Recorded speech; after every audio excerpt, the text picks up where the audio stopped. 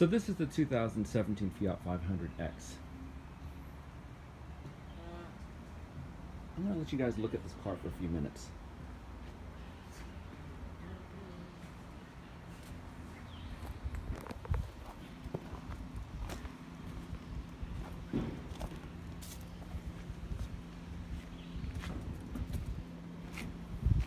Tell me what you guys think of this car. Well, so this car is actually quite spacious in the inside, surprisingly. It doesn't look like much from the outside. In there, I can put, well, my breakfast for about a week. But the average buyer for this car is likely going to be able to fit 3 children in the back, or 2 kids and a bunch of soccer balls. In the back, you could probably fit another 8 or 10 soccer balls and maybe a fold-up soccer goal. The passenger seat is quite spacious. You could probably fit another muddy kid in soccer wear. The trunk space is actually quite deceiving because from the outside it doesn't look like it has a lot of capacity, and even from the inside you can't really tell that it has a lot of capacity. And until I opened this trunk, I kind of thought that this thing had no space in there, and I was under the impression you could probably fit 2 or 3 bags of groceries and that was it. But then I popped it open and wow! No, I actually went shopping too. Strictly for research purposes, of course.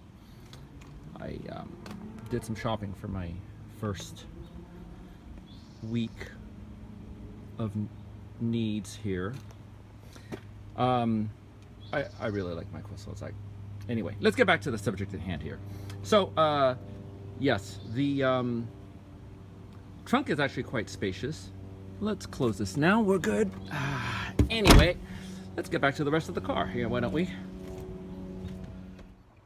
think the interior appointments are pretty nice. It's got actually quite nice seats, I have to say,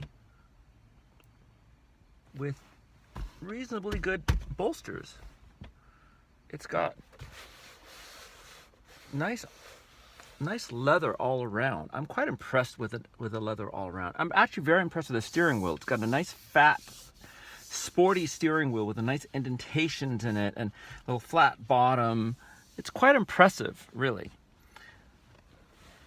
And the trim is actually quite nice too. It's got this beefy aluminum trim, and the buttons are nicely laid out. The air conditioning works quite well. You know, plenty of headroom. I really don't have a lot of complaints about the interior of this car. It's actually quite sensible and quite nice, and quite a decent amount of value for the price point on this car. Which takes us to the exterior styling in this car. And that's where it kind of falls flat to me.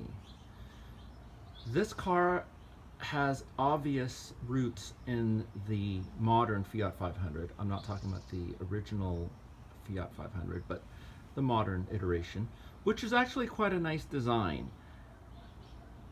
And this car is what I would consider, you know, that friend of yours that tells you that joke and it's funny the first time, and then he keeps telling the same joke over and over and over again, and it just doesn't get funny after the first time. That's kind of what this design is to me. The Fiat 500 that they reintroduced was a cool design. It was bold, it was cute, it was fun. This just kind of gets old, and that cuteness thing just doesn't work here. To me, this car looks like a bug, and not like a cool bug like a beetle. I'm thinking more like a cockroach kind of bug. So you can kind of make your own determination for yourself what you think this design looks like, but I took it to a supermarket parking lot and asked several people, and because I'm too cheap to pay them or to have them sign releases, I'm gonna do it this way. I think it looks kind of cool.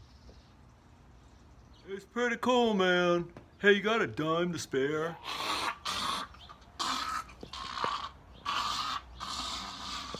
Get away, you freako. I'm going to call the cop. No, that's not what they said. What they said was, no. It looks strange. On the highway, this thing's actually not too bad. It's not the quietest car inside. I can hear a moderate amount of tire noise right now. It has a 2.4 liter 4-cylinder, which puts out about 180 horsepower. It does a decent job of hustling this thing along. It's not the fastest thing in the world, but it's reasonable. It does make a goofy sound though. I don't know if you can hear this. I don't know if the microphone can pick this up, but it kind of has a goofy, I hate to say this, but fart noise to it.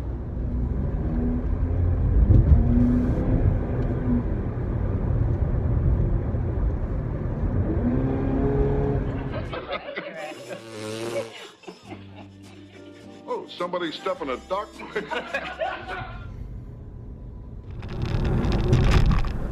So look, I could give you the whole rundown. It's powered by a 2.4 liter 4-cylinder, 180 horsepower. It accelerates reasonably. Go online, you can find a bunch of reviews on this thing. I'm not here to tell you all these things. I'm not an expert in that kind of stuff. What I can tell you is that it's a peppy little car. It doesn't do too badly. It's a little sloppy in the handling. Brakes are actually decent. The interior noise is a little bit of a concern. I mean, the interior noise is not great because I can hear this tire thumping and lots of tire drone coming out of this thing. I'm not sure if this specific car has a bad wheel bearing maybe, or if this is just the way it's supposed to be, but it seems to come from one back, like the right rear corner. It just seems like it's making some excessive noise back there. On the freeway, it drones pretty badly. This engine and the wind noise and the tire rumble, I mean, I gotta talk really loud. Let's see. Call my wife. Say the list number of the contact you want to call. Call my wife.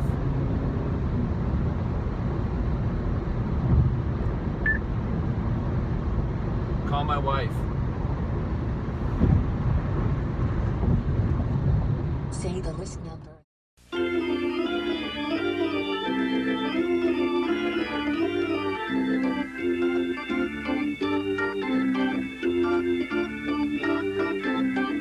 Call my wife. Please try again. Call my wife. Sorry, I didn't get that. Say the list number of the contact you want to call. Will you call my wife? Calling Alex. To end the call, press the phone. I don't want to button call on the Alex. steering wheel. So I'm just going to take this thing for a little bit of a twisty road. I'm not going to really push it because I know this car's not really going to do that well anyway on a twisty road, but maybe it'll surprise me. Who knows? So let's see how this car does on a little bit of a twisty road.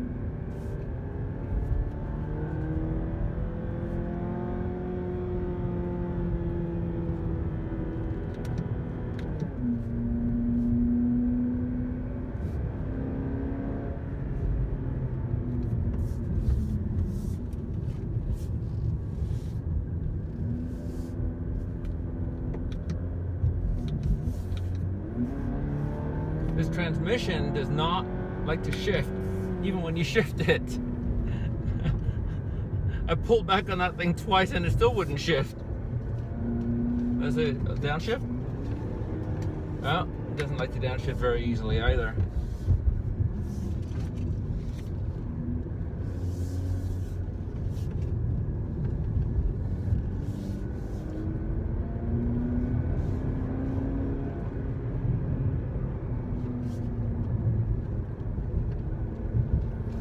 chassis doesn't feel too bad.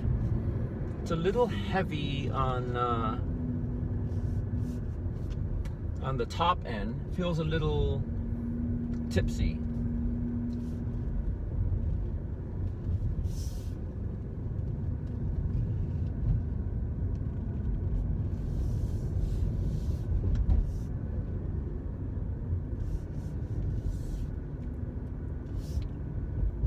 But it's not too bad. I would definitely not be taking this thing on a track, nor would I feel super comfortable going down or up a windy mountain road on a ski trip. It just is a car that's designed to be far more comfortable in a city than on any kind of a challenging road. And it doesn't feel like it would be that rewarding anyway to drive a windy road in this car. So I think this car has clearly stated its purpose and what it's all about. And I can respect that. This transmission is a little confused when you go down hills like this, and it's not sure what gear it needs to be in. So it's just kind of hunting for gears and going back and forth between different gears, and it's a little awkward. So a little bit of a negative on this transmission here. I believe it's something like a 9-speed or something ridiculous like that, which I think it's overkill at some point. But all in all, it's not too bad. I mean, the ergonomics in this car, it feels pretty good. I'm surprised that this thing actually quite has quite a bit of side bolsters here. It keeps me in the car seat reasonably well. Not that I'm gonna ever be able to pull any lateral G's in this thing, but it's not bad. The buttons and everything are laid out quite sensibly. Steering wheel is actually surprisingly nice for a car of this price range. Quite like it. So, having spent 2 days in this car, how do I feel about this thing? Well, I'll be honest, it surprised me. I really came into this thing looking at this car going, ooh, I'm not quite sure about the design in this thing. And I still feel the same way about it. But this little car kind of won my heart over just a little bit. It's peppy. It doesn't handle too poorly. And it's actually quite spacious inside.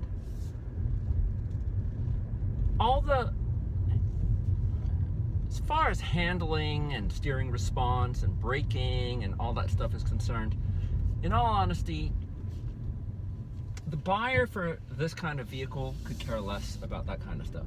They really just want something that is going to be easy to park, zippy in the city, and this car does it pretty decently.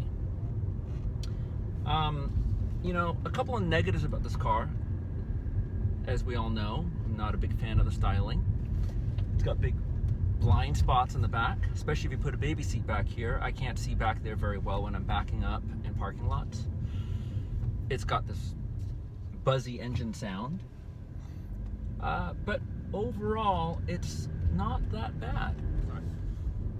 Would I get this over a Mazda CX-5, which is essentially the same caliber of vehicle? I don't know.